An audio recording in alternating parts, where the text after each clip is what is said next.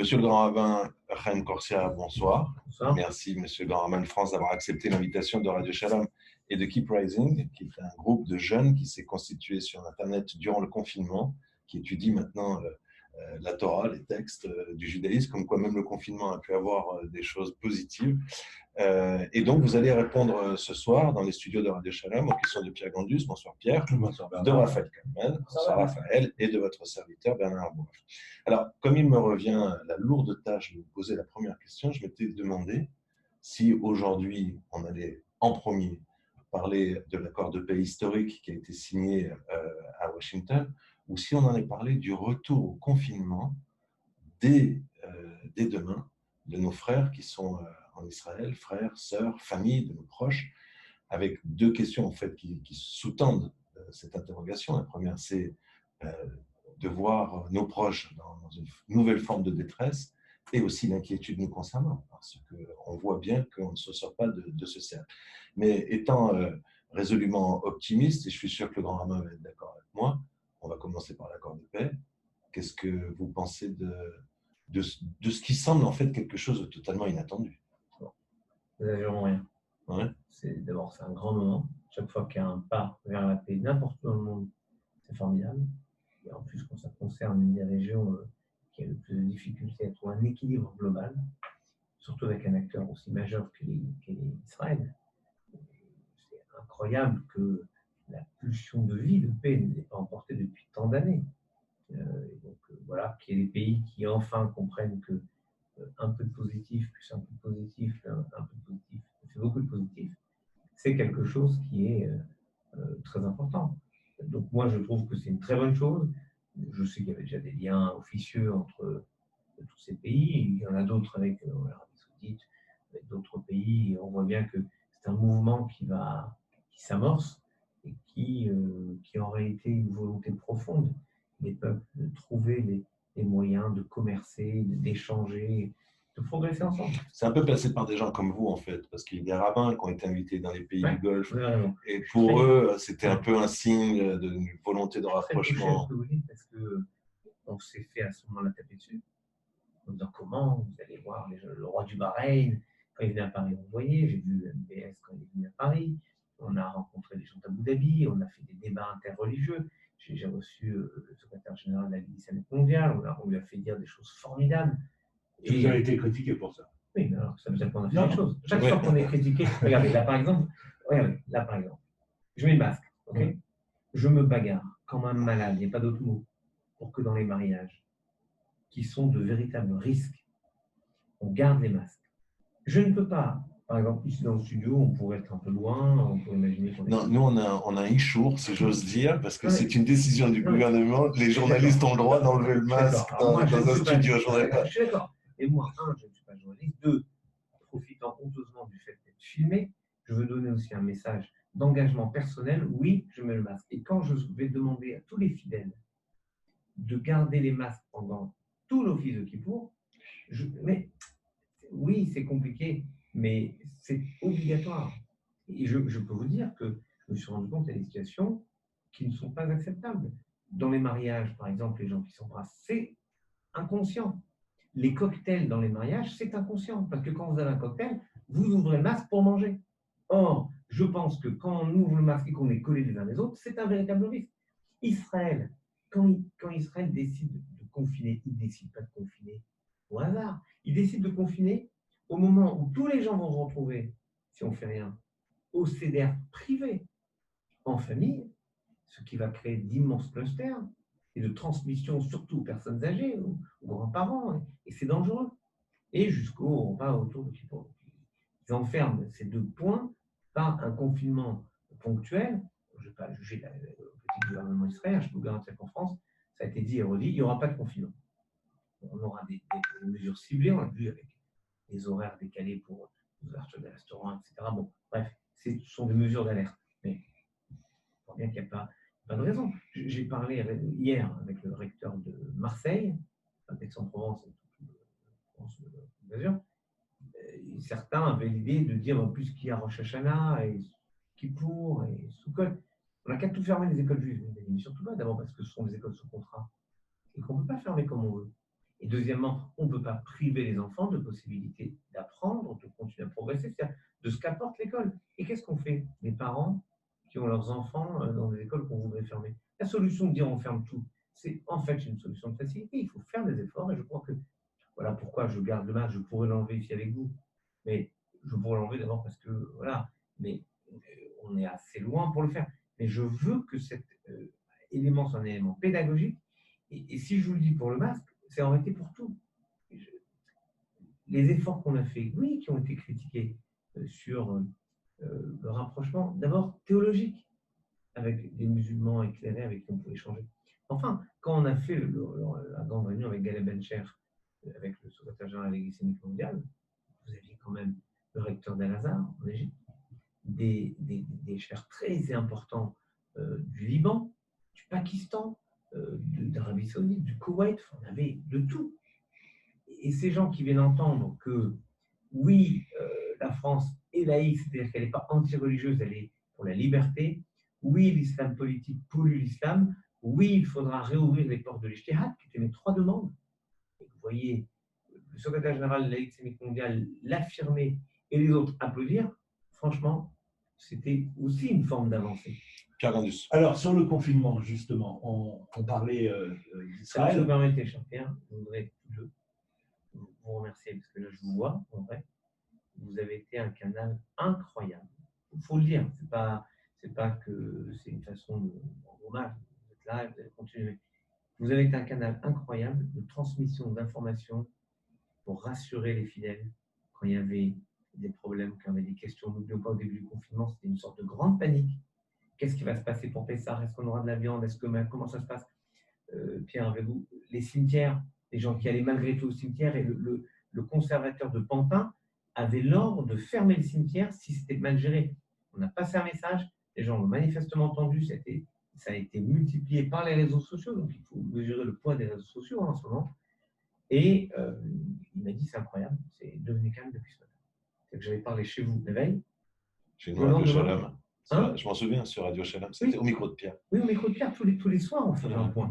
Et moi, je vous rends hommage parce que c'était essentiel de pouvoir à la fois, moi, traduire les préoccupations de la cellule de crise intercommunautaire qui était formidable. On a réuni toutes les associations pour travailler ensemble. Moi, je passais leurs messages jour après jour auprès de vous. Cette histoire des cimetières, ça a été vraiment magnifique parce que le lendemain, j'étais aux Pantin et le conservateur est venu me dire, c'est incroyable, parce que j'avais vraiment l'ordre de fermer si c'était encore désorganisé comme la veille. Donc, je voulais vraiment vous remercier pour votre aide, votre soutien et finalement votre civisme communautaire, le civisme tout court, pendant la période de confinement. Alors, on revient justement au confinement. On parlait d'Israël. Là, les fêtes de Tishri arrivent. Est-ce que ce que vous dites pour Israël, ça marche aussi pour la communauté juive de France? À savoir, pas de réunion, la cellule familiale, comme on avait fait pendant le confinement, c'est-à-dire on passe le CEDER vraiment avec les plus proches? Non. Bon, honnêtement, il y a une grande différence. Un, c'est le taux de circulation. Même s'il augmente, il n'est pas au niveau de ce qu'il était avant Pessah, et surtout à Pessah. Et puis, le gouvernement, au moment de Pessah, ça va imposer le confinement. Là, il n'y a pas de confinement. Il y a juste un appel à la prudence. Les messages qu'on voit à la télé, par exemple, sont « n'allez pas embrasser les grands-parents, il n'y a aucune raison, et ça les met en danger ». Mais ce n'est pas ne pas les voir. Que les gens traduisent, il ne faut pas les voir, pas du tout. Donc, on peut trouver les moyens de faire les choses en respectant les règles de distance physique qui sont essentielles. On n'est pas obligé de s'embrasser. Je vous dis, dans les mariages, je suis sidéré. Et quelqu'un me dit, mais je le connais. Tu le connais, mais il peut être porteur. C'est ridicule comme argument, je le connais. Tu le connais, il peut être porteur, tu peux être porteur. Je ne vois pas la raison de s'embrasser quand on dit aux gens, ne vous embrassez pas. Dans les synagogues, on a martelé, imposé cette règle. Maintenant, plus personne ne s'embrasse, plus personne ne serre la main. Il y a toujours des gens qui veulent faire un coude, un machin, un point, un truc. Bon, ça va se calmer dans quelques temps. Les gens vont comprendre que ça ne sert à rien de créer un risque d'échanger un virus. Est-ce que vous pensez, par exemple, qu'on a sollicité le grand rabbin Gounem, qui a fait une réponse à l'Afrique, pour dire que, par exemple, Kippour, on a l'obligation de se laver avec le gel quand on arrive à la synagogue. Alors que vous savez bien que Kippour, on ne se lave pas normalement. Voilà, on se lave juste au bout des doigts. Mais en fait, il extrapole sur le principe que même quand on n'a pas le droit de se laver, si on a une tâche où on est sale, on doit se laver. Donc, il estime que c'est parce qu'on ne voit pas que c'est sale et pas de virus. C'est vous dire, on a réfléchi aux choses de manière très poussée, pour que quelqu'un soit très strict à la synagogue, 40 à la maison, et il se trouve à 50 dans une seule pièce, en s'embrassant, et c'est pas possible. Voilà. Il faut donc appeler à la responsabilité de chacun, de chacune, et pas rentrer dans une paranoïa absolue qui interdirait de vivre Rosh Hashanah dans un espace familial contrôlé, disons. Distanciation, alors vous avez changé, vous avez réussi à faire changer le vocabulaire auprès des. Ouais, ça, c'était bien parce qu'on parlait de distanciation sociale et vous disiez non, c'est une distanciation physique. J'avais lancé d'ailleurs. Vous l'avez lancé sur Radio Shabbat d'ailleurs. Et ensuite, je m'en suis ouvert au président de la République dans une audioconférence que nous avons fait, qu'il a organisée avec le ministre de l'Intérieur de l'époque et tous les cultes. Et j'ai expliqué que distanciation sociale, c'est un mot barbare qui dit l'inverse de ce qu'il faut faire. Distanciation sociale, c'est plus de lien social. Alors qu'au contraire, ce qu'il faut, c'est que nous soyons en distance physique, mais qu'on construise du lien social. C'est ce qu'ils ont fait, par exemple, avec leurs cours, avec des Zooms, avec tous les moyens technologiques, y compris les moyens humains, c'est-à-dire d'aller voir les gens, leur déposer des colis devant la porte, ou voir la mobilisation qu'il y a eu pendant le confinement. Et avec la technologie, qui a permis aussi de créer une autre forme de lien social. Donc, ce n'est pas distanciation sociale. Donc, je rends hommage aux jeunes. D'abord parce que, finalement, vous avez été très inventifs. Puis, il y a une histoire que j'aime beaucoup, finalement. Il y a deux jeunes qui ont commencé à se parler par hasard pendant le confinement. Et la voix est allée chercher la voix et ils ont échangé, jusqu'à ce qu'ils puissent se voir. Et après le confinement, ils se sont vus. Et vous les avez mariés, monsieur. Et je les ai mariés. Je ne le savais pas. L'histoire tellement juive. Je vous ai volé la fin. Non, mais je ne pouvais pas reposer. Non, c'est parce que je les ai mariés, parce que finalement, la force du peuple juif, et j'aimerais que ce soit la force de toute la société française, c'est que quand on est confiné au sens quand on est compressé, quand on est oppressé, quand on est, disons en hébreu, dans le tsar, dans le mitzar, dans le mitzraïm, dans ce qui nous enferme, c'est là qu'il faut trouver l'énergie pour inventer une autre façon d'être nous-mêmes. Justement, on va entendre une question de Raphaël. Monsieur Laurent Rabbin, une question que je m'étais posée. On sait que les jeunes, ça diminue beaucoup les personnes. Et on avait entendu pas mal de questions à l'Afrique par rapport aux jeunes, par rapport au corona, des risques, encore plus de risques d'attraper le corona. Est-ce que Yom Kippour a une force qui veut être telle que non, ça n'irait pas au-dessus du corona, ou bien ça prendrait? Ce qu'on avait dit, c'est qu'il n'y a pas de raison de faire un jeûne quand c'est pas obligé. J'avais pensé, je le dis très humblement, j'avais pensé lancer une idée de faire un jeûne collectif, comme je suis aussi vice-président du rabbinat européen. Je me suis dit, on va faire au niveau du rabbinat européen, dans toute nos communautés, un jeûne, qui est aussi une façon juive d'espérer transformer les choses. Et puis, on m'a expliqué que le jeûne affaiblissait les défenses des personnes, qu'on risquait d'aggraver les situations des uns ou des autres. Donc j'ai dit stop, pas de jeûne.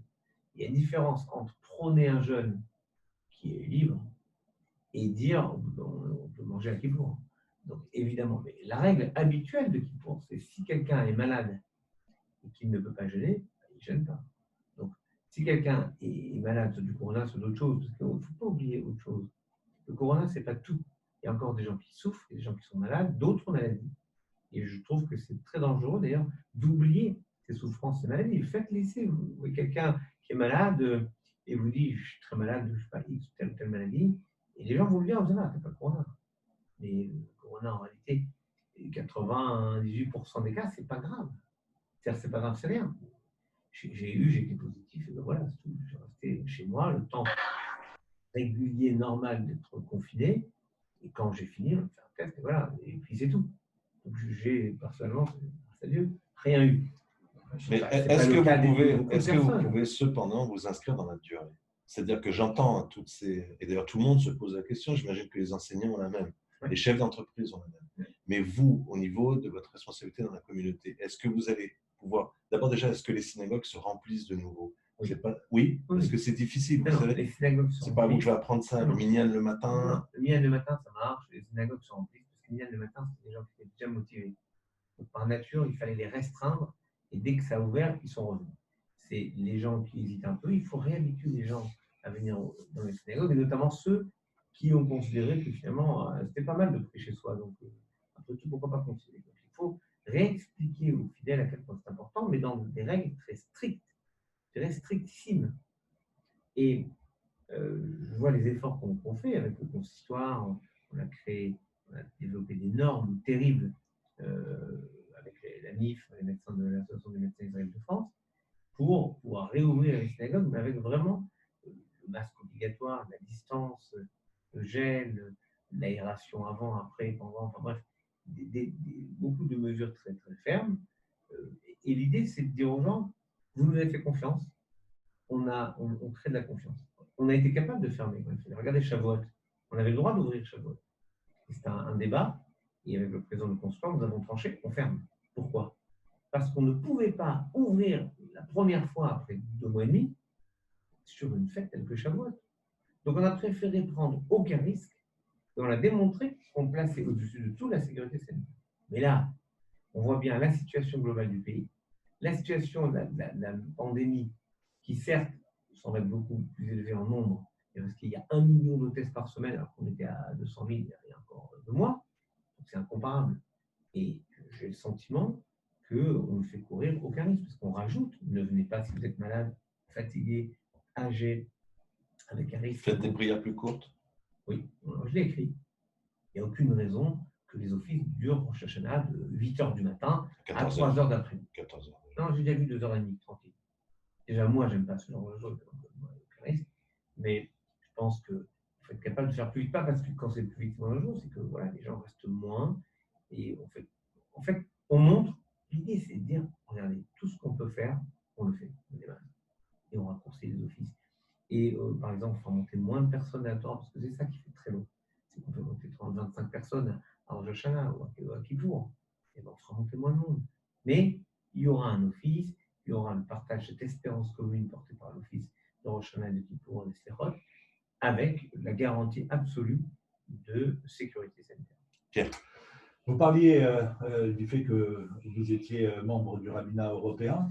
J'aimerais qu'on dise un mot sur ce qui s'est passé récemment, où le rabbinat européen est intervenu, et avec vous en particulier, sur les femmes agounotes, 70 femmes, et bien, ont réussi à, on va employer le mot, à se libérer de leur mari. En fait, on a pesé sur les députés israéliens pour l'an passé, pour obtenir le côté universel de la loi israélienne sur le maintien en surveillance, on va dire détention, des maris récalcitrants qui n'ont aucune excuse. Je le dis et je le redis. Certains disent oui, elle me fait ci, elle me fait ça. Écoutez, donnez le guet et après étripez-vous comme vous voulez avec des avocats, c'est pas notre affaire. Mais quand on est séparés et qu'il y a le divorce civil qui est fait, on doit donner le guet. C'est indiscutable. Et je peux vous dire qu'on a obtenu l'an passé des guillotines avec des personnes bloquées en Israël. Et là, je lance d'autres opérations, notamment dans une communauté où j'ai demandé à avoir à interdire à la personne d'acheter des places de Kippour et à sa famille. J'ai conscience que c'est injuste pour le père, mais c'est inadmissible que la famille ne fasse pas pression sur l'ex-mari pour dire mais donne le guet et ça y est. Je pense qu'il y a besoin d'avoir une mobilisation collective, générale, d'une sorte de rejet de quelqu'un qui ne veut pas donner le guet. Alors vous allez me sortir un tel qui est maltraité par son ex-épouse. Ok, mais c'est possible, mais ça n'empêche pas qu'il donne le guet. Et si c'est style maltraité, ce que je conçois aisément, eh ben, il prend un avocat, il attaque, il n'y a pas de problème. Chacun est libre de faire ce qu'il veut. Mais le guet doit être donné parce qu'il en va de la dignité, et je dirais même de l'honneur du pays. Raphaël. Quand vous pensez à raccourcir les offices, ça vous passionne ça? Non, du tout, Chazéchal, mais qu'est-ce que vous pensez qui est le mieux? Il dit Chazéchal pour raccourcir. Hein. Ouais. Qu'est-ce que vous pensez qui est le mieux? Raccourcir les textes ou bien raccourcir le temps, mais en faisant plus vite, en risquant de perdre la kavana? Quand on veut raccourcir, on sait raccourcir. On n'est pas obligé de chanter un Kaddish en 15 minutes. On n'est pas obligé de chanter une Kidusha en 20 minutes. Et je connais des synagogues où ça se fait. À un moment, il faut pondérer le bonheur narcissique d'un chanteur qui va se faire plaisir, ou faire plaisir à 10, 20 personnes, et le fait que, objectivement, si on démarre à 9h, on va finir à midi et demi, pas plus. Non, mais là, vous nous dites quelque chose de très précis. Oui. Finir à midi et demi, c'est. Mais de manière, je comprends. Évidemment, pas personne n'a dit on ne va pas faire la Hamida, mais par contre, on sait, il y a des choses, il y a des télim qu'on peut enlever. Quelqu'un m'a demandé ce qu'on doit faire la Khazara. Évidemment, on fait la Khazara. Voilà. Non, mais je discute même pas. Et alors, vraiment, Rosh Hashanah, c'est le seul jour où même Moussa faut faire la Khazara. Parce que, généralement, dès que je peux chez la Khazara Moussa, mais Rosh Hashanah, il faut le faire parce qu'il y a les sonneries de chauffard, dimanche. Donc là, ça ne se discute pas. Évidemment, il faut faire la Khazara. Mais on n'est pas obligé d'abord de lire même les petites lettres, et on n'est pas obligé de faire durer chaque prière 10 minutes, un quart d'heure. Quand je dis 10 minutes, un quart d'heure, je ne dis pas en l'air. Je parle d'expérience. Alors, Pierre va vous poser la dernière question parce qu'on arrive à la fin de notre entretien, mais j'ai envie de dire, je ne peux pas avoir cette discussion avec vous, cette rencontre avec vous, Monsieur Benjamin, sans évoquer ce qui me semble être une haine qui est en train de monter entre Israéliens, par exemple. Qui est responsable du corona? Non, c'est forcément les religieux. Non, on a été tout. Non, Tel Aviv, ils ne mettent pas le masque. Alors bon, on sait très bien que encore plus en Israël, déjà de manière générale entre juifs, ça crie. Voilà, on est des gens, on a une communauté comme ça. Et d'ailleurs, ceux qui nous aiment aussi pour ça. Mais j'ai l'impression, sur Facebook aussi, je vois monter. Tout le monde a été confiné parce que les religieux n'ont pas voulu être les seuls à être. Et puis, au bout d'un moment, ça prend des proportions. C'est la faute des journalistes, c'est la faute des avocats, c'est la faute du gouvernement, c'est la faute de l'opposition.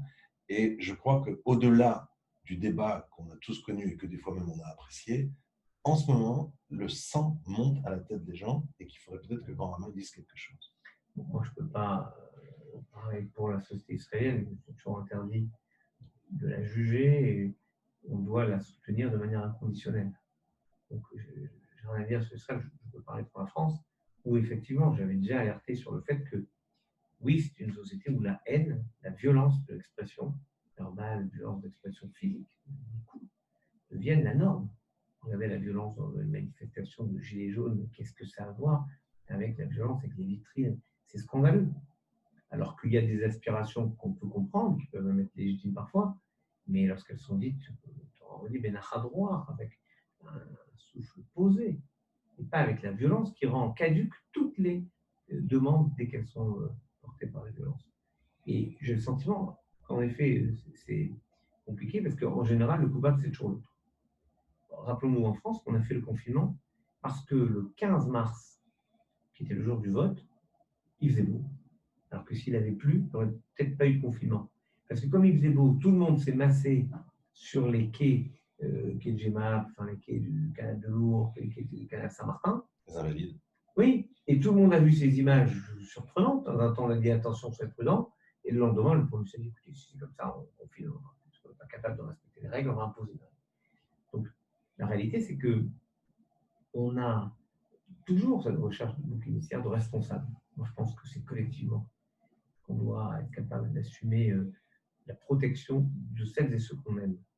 On parlait des repas de Rosh Hashanah, il faut les faire, mais on peut juste garder une distance, on peut être obligé de s'embrasser, parce qu'il en va de la sérénité du moment et de la spiritualité du moment. Et je crois que c'est ça la force du judaïsme, être capable, dans des conditions compliquées, de trouver à garder toujours le sens profond de la mitzvah, de la fête, du temps.